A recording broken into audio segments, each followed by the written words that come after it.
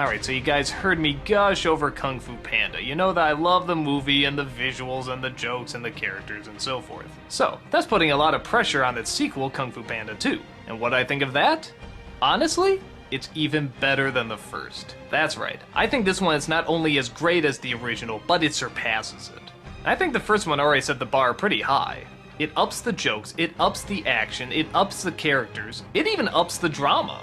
Yeah, there's some real tear scenes in this movie. Yeah, I know, from Kung Fu Panda 2, these movies are so never judge a book by its cover. Po returns as the Dragon Warrior, but a new threat has entered town. A peacock, played by Gary Oldman, threatens the land with a brand new weapon. And he has a particular interest in wiping out all the pandas.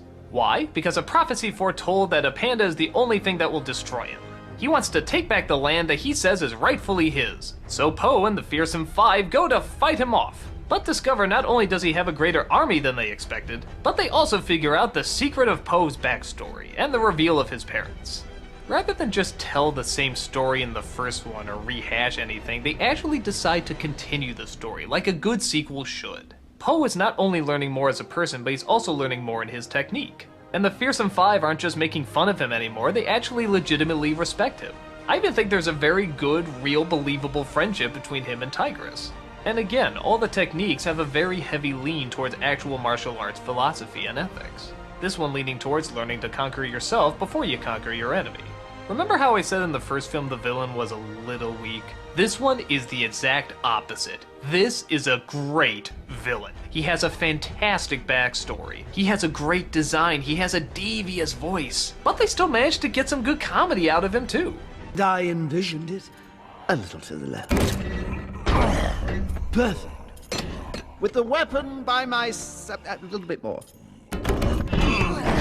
It's a perfect balance. There's also new characters played by Michelle Yeoh, Jean-Claude Van Damme, and even the return of old favorites like Dustin Hoffman. The film is great too in that I didn't really know where it was going, at least not the whole time. I liked the first one a lot, but you could pretty much tell what direction it was leaning towards. This one threw in a few more twists and turns and made it a little bit more dramatic.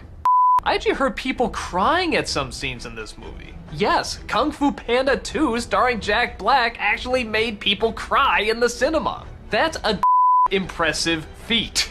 To be honest, I have no problems with this movie at all. I think it's another one of those perfect films. Everything has been stepped up to the next level. The action, the characters, the story, the visuals, and of course, a great villain.